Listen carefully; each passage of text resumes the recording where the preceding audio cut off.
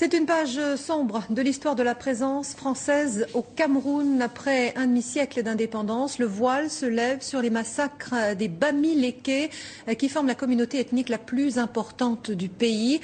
Les derniers survivants anticolonialistes dénoncent des exactions commises par l'armée française. François Bader.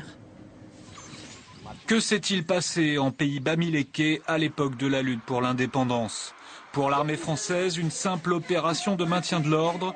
Pour les derniers témoins vivants, une véritable guerre dont l'histoire reste à écrire. Dans ce village, 2 hommes ont vécu les événements. L'un était maquisard, l'autre était un milicien au service de l'armée française.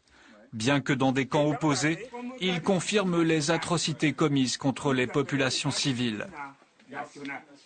Comme les militaires menaçaient trop, nous avions organisé un camp pour garder la population. Les militaires ont surpris cette population-là et avec l'armée française, ils ont ouvert le feu. Ils ont décimé cette population et il y avait un seul survivant.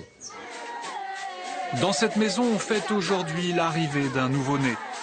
Femmes, enfants, personne n'était épargné à l'époque où la France faisait la guerre aux rebelles indépendantistes. Pour l'armée française et ses supplétifs, il s'agissait de couper les maquisards de la population civile. On bombardait tout le monde et on brûlait même les cases. Les personnes qui étaient dans... Mais des fois, l'armée française faisait entrer les gens et brûlait même la maison. Cet homme était un chef de maquis. Ce qu'il décrit des bombardements de l'aviation française n'était peut-être pas du napalm, mais cela y ressemblait fortement. Il y avait l'avion devant qui versait liquide et puis le deuxième avion mettait le feu, c'est-à-dire avec les balles incendiaires. Les historiens ont encore beaucoup de choses à découvrir sur cette guerre qui ne dit pas son nom.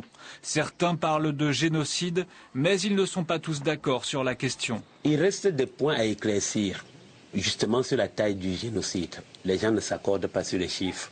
Parce que quand on dit 400 000 personnes tuées, les gens s'interrogent quelle était la taille de la population bamileke de l'époque pour qu'on en tue 400 000 et qu'il en reste encore.